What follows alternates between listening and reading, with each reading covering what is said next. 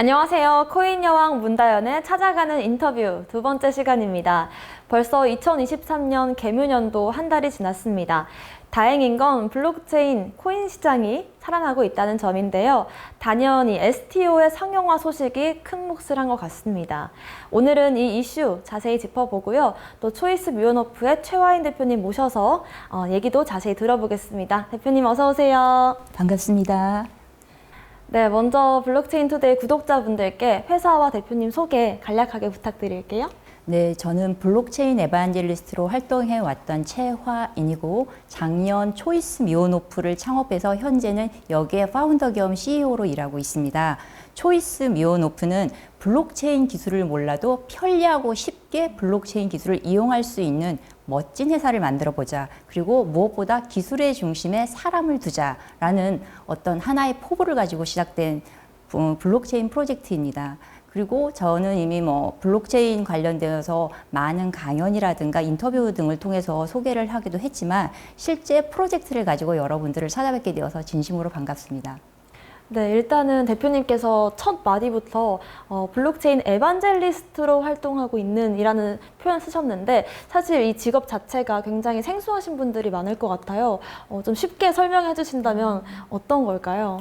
그러니까 블록체인 에반젤리스트라고 하면 그냥 쉽게 말하자면 블록체인 관련 기술 전도사 정도로 번역을 하는 게 자연스럽겠지만, 그러니까 기술 영역을 기술 사회학적인 영역으로 확대해서 보통은 과학기술학적인 어떤 직종이다라고 분석을 합니다. 그런데 이렇게 말하면 너무 어려우니까 마치 금융이나 증권사의 애널리스트처럼 과학이나 기술 분야는 그냥 에반젤리스트라는 용어를 써서 조금 더 폼나게 표현했다고 생각하시면 될 것 같습니다. 네, 한마디로 기술 전도사 정도로 이해하시면 좋을 것 같습니다. 또 늦었지만 작년에 블록체인 대상 수상하신 얘기를 빼놓을 수 없겠죠. 먼저 축하드리고요. 감사합니다. 네, 가짜 코인 판독 서비스 뮤캅스라고 들었습니다. 어떤 서비스인지 소개해 주실까요? 그러니까 제가 금융감독원 자문위원이나 혹은 경찰청 국정원에 여러 가지 코인 관련 사기 사건의 수사 자문을 하는데 굉장히 많은 피해자들이 나고 있고 또 이들이 입은 재정적 손실이 그 주변 가족이라든가 지인들에게 2차, 3차의 피해가 계속 발생하는 것을 보았습니다. 그래서 보통 블록체인 관련해서 코인 사기를 당할 때 왜 그런 사기를 당할까? 투기적인 어떤 형태로 돈을 넣었기 때문이다라고 생각하지만 실제로 기술을 잘 아는 분들도 이런 사기의 피해를 많이 입습니다. 그래서 가장 쉽고 편하게 가짜 코인을 판독해주는 서비스이고 또 실제로 지금 내가 사려고 하는 코인이 안전 코인인지 혹은 위험 코인인지를 쉽게 검색할 수 있는 검색 서비스입니다. 더 좋은 점은 무료라는 점과 그 다음에 국영문 모든 서비스가 웹과 앱으로 모두 제공된다는 점입니다. 그래서 지금 서비스는 웹으로 11월 그리고 앱 형태로는 12월 말에 출시가 되었는데 출시 2달 반 만에 벌써 33,000명의 누적 이용자 수가 나왔고 DAU가 하루 한 400명, 500명 정도 나오고 있습니다. 네, 매일 4,500명 가량이 이용하고 있는 서비스인데 물론 뮤캅스라는 프로젝트를 이용하면 가장 편리하겠지만 사실 내가 투자하고 있는 코인이 사기 코인이 아닌지 걱정하시는 분들이 많으실 것 같습니다. 어떻게 하면 가짜 코인을 좀 쉽게 한 포인트로 알아낼 수가 있을까요? 일단은 모르면 사지 말라고 말씀을 드리고 싶고 그럼에도 불구하고 내가 꼭 투자를 하고 싶다라고 생각을 하시면 비트코인과 같은 안전 종목을 우리나라의 유명한 거래소를 이용해서 사시기를 반드시 추천드립니다. 그리고 본인이 어떤 이 블록체인과 프로젝트에 대해서 굉장히 많은 정보가 있다던가 이런 경우에 한해서만 제한적으로 투자를 하시고 가장 좋은 것은 저희 뮤캅스에 해당 코인을 검색해 보시면 가장 좋습니다. 네, 그렇죠. 아무래도 가장 빠르고 쉽게 좀 파악할 수 있는 서비스가 아닐까 싶은데 일단은 모르는 곳에 투자하면 일단 위험을 안고 시작하는 거다 이렇게 생각하면 될 것 같습니다. 맞습니다. 네, 그렇습니다. 그리고 또 올해를 시작하면서 눈여겨보고 계신 코인 이슈가 있다면 어떤 게 있을까요?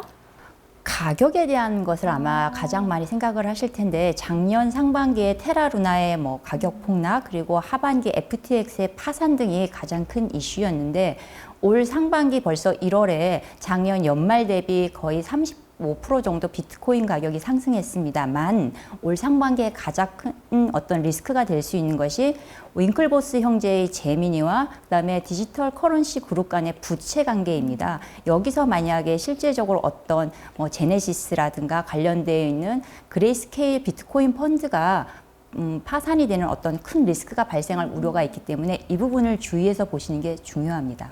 네, 사실 작년에 2번의 아픔을 우리가 겪었는데 비슷한 상황이 또 한 번 재현될 수도 있다라는 주의를 주신 것 같습니다. 이 부분을 꼭 체크를 하면서 유의해야겠죠. 그러니까 특히 이제 앞서 말씀드린 이제 그 디지털 커런시 그룹에서 만든 그레이스케일 비트코인 펀드 같은 경우에는 상당히 많은 기관 투자자들이 투자를 한 곳이기 때문에 사실 여기에 어떤 금융적인 리스크가 생긴다면 그 여진과 파장이 만만치 않을 것으로 생각합니다. 그렇기 때문에 이 부분은 주의해야겠습니다만 올 한 해의 전반적인 암호화폐 시장, 가상자산 시장을 전망한다면 리테일의 감소와 함께 기관과 기업의 유입이 본격화되는 원년이 될 것이다 라고 생각합니다.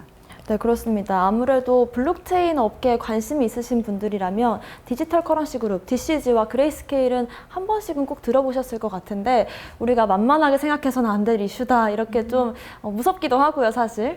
네, 네, 조심해야 되는 부분인 것 같습니다. 그리고 또 우리가 기관 투자자들의 유입을 오랫동안 기다려왔던 만큼 이런 부분들은 기대해봐도 좋을 것 같습니다. 저는 개인적으로 대표님을 모셔서 STO 얘기를 꼭 해보고 싶었거든요. STO 말 그대로 증권형 토큰인데 아직까지 좀 어려워하시는 분들이 계실 것 같아요. 네. 아마 계속 어려워할 것 같습니다. 저는 그 규제당국 금융기관들도 역시 이 STO에 대해서 접근 방법을 명확히 알고 있다고 생각하지는 않습니다. 그래서 STO에 대한 어떤 시장의 수요라든가 니즈가 굉장히 컸지만 실제적으로 이에 대해서 어떤 식으로 대응할지가 명확하지 않다고 생각합니다. 그런데 여기서 주의할 것은 증권화된 토큰과 토큰화된 증권은 다르다는 점. 그런데 현재 지금 STO는 토큰화된 증권이어서 현재 법리 규제로 이것이 접근 가능합니다. 그렇지만 만약에 우리가 이 개념에 증권화된 토큰까지 포함할 경우에는 현재 현행법으로는 다 규제할 수 없다는 점입니다. 그리고 무엇보다도 금융혁신과 금융안정 그리고 금융소비자 보호라는 이 세 가지 목표가 사실 양립하기 굉장히 어려운 부분이 있다는 점입니다. 이 점이 아마 규제 당국이 가지고 있는 큰 어려움 중에 하나가 아닐까 싶습니다. 그렇습니다. 세 가지 목표, 뭐 디폴트라고도 하는 것 같은데 일단은 지금 현행에 맞게 법규가 제정되는 게 가장 급선무일 것 같습니다. 현행 법규대로 간다면 사실 그냥 기존의 전통 금융의 커런시 어떤 이런 형태 그런 부분에 이제 디지털 금융도 같이 맞춰 나가야 되는 규제 형태가 될 텐데 그게 저는 타당한지 모르겠습니다. 특히나 금융 혁신을 한다면 왜 금융 혁신을 할 것인가? 디지털 금융의 금융 혁신의 방향은 무엇이 되어야 하는가를 다시 한번 생각해 볼 필요가 있다. 그리고 STO를 과연 토큰화된 증권으로 맞추는 게 맞는지에 대해서도 좀 열린 사고를 할 필요가 있는 시점이 아닌가 싶습니다. 일단은 그 근본적인 그 용어 정립부터가 필요할 네, 것 그렇습니다. 같습니다. 그런데 일단은 많은 분들께서 STO 상용화 소식으로 웃으시는 분들이 많았습니다. 증권사들이 제일 좋아하고 있겠죠? 네, 증권사들 주식도 좀 올랐고요. 이게 좀 상용화가 되면서 앞으로 의미하는 바가 있다면 어떤 게 있을까요? 앞으로 의미하는 바라면 아무래도 리테일 영역, 그러니까 특히 이제 기관이 아니라 개인들의 이런 STO의 시장 유입이 늘어남으로 인해서 증권사가 운용할 수 있는 자금의 규모가 커질 것이다. 한마디로 시장의 돈을 빨아들일 수 있는 새로운 창구가 열릴 것이다 라는 기대감이 커질 것 같고요. 그리고 이것이 장외시장이라든가 다른 형태로 조금 더 많은 형태의 비즈니스 모델을 만들어낼 수 있을 것이다 라고 기대를 하지만 그럼에도 불구하고 이것이 이제 현행법상 모두 다 적용되는 부분이 아닌 새로운 영역들이 생기고 이것에 대해서 현재의 규제가 현실 대응력이 그렇게 뛰어난 편은 아니라는 점에서 아마 증권사로서는 위기인 동시에 기회가 되지 않을까 싶습니다. 네, 위기인 동시에 기회다. 우리가 좀 기대할 수 있는 부분과 우려스러운 부분들까지 잡아주신 것 같습니다. 또 대표님께서는 금융감독원 블록체인 발전 포럼의 자문위원을 맡고 계신데 앞으로 이 STO가 나아가야 할 방향을 한번 제시해 주신다면요? 어쨌든 규제 혁신이라는 거 하는 것은, 특히 금융 혁신이라고 하는 것은 앞서 말씀드린 것과 같이 금융 안정과 금융 소비자 보호라는 서로 상충되고 모순적인 어떤 하나의 목적점을 어느 정도는 정합적으로 맞춰내야 된다는 어려움이 있습니다. 그렇다면 반드시 그 규제의 원칙이 무엇인가를 명확하게 하는 것이 좋은데, 문제는 우리나라는 원칙은 명확하지 않고 오히려 시행령이나 시행규칙이 빡빡해서 규제 대응력이 떨어지는 부분들이 있습니다. 그래서 이 부분들을 어떻게 수렴해 나갈 것인가, 또 어떻게 개선시켜 나갈 것인가가 아마 남겨진 과제가 아닐까 싶습니다. 네, 이렇게 STO 얘기는 이쯤에서 마무리 짓도록 해보고요.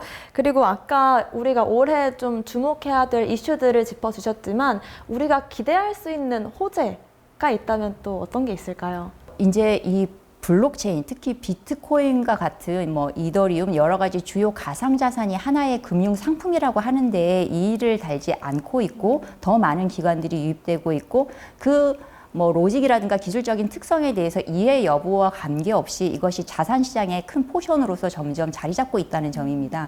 그렇기 때문에 이것에 대한 자산성에 대한 인식이 확장되고 있다는 이 점 자체가 이미 사회적인 자산이 되고 있다고 저는 생각합니다. 네, 가장 큰 호재는 사람들의 인식 변화가 네, 맞습니다. 아닐까 싶습니다. 또 2023년을 시작하면서 초이스 뮤온오프의 목표도 들어보고 싶은데요. 지금 이제 현재 기획 중인 리테일 영역의 그 자본 유동화 상품이 있습니다. 그래서 현재 여러 핀테크 업체들과 이제 뭐 MOU를 체결 중이고, 또 상반기 중에 이것들에 대한 서비스를 출시해서 카드사와 이 상품을 구체적으로 선보이고자 합니다. 그 외에도 가상자산 및 디지털 IP의 안전보관 서비스인 뮤볼트를 상반기에 상용화 버전으로 다시 출시할 생각입니다. 물론 뮤캅스의 서비스는 점점 더 고도화되고 더 편리하고 멋진 모습으로 계속 나올 것이고요. 네, 올 한 해도 기대 많이 해보도록 하겠습니다. 마지막으로 블록체인 투데이 구독자분들께 한 말씀 부탁드려요. 가상자산이나 블록체인에 관련돼서 가장 중요한 것은 바르고 정확한 정보, 그리고 시장의 트렌드를 제대로 알려주는 소스를 찾는 것인데, 블록체인 투데이는 사실 여기에 제일 좋은 소스 중 하나입니다. 특히 국내에서 이게 월간지 형태로 나오는 경우는 지금 블록체인 투데이 외에는 찾아보기가 힘든데, 그런 점에서 블록체인 투데이를 지속적으로 꾸준히 보신다면 전체 시장의 향방과 함께 시장의 트렌드를 알 수 있다는 이런 점들, 그래서 많은 인사이트를 얻을 수 있을 거라고 생각합니다. 꾸준히 구독 부탁드리겠습니다. 네, 좋습니다. 이렇게 초이스 뮤온오프의 최화인 대표님과 얘기해봤습니다. 오늘 인터뷰 감사합니다. 감사합니다.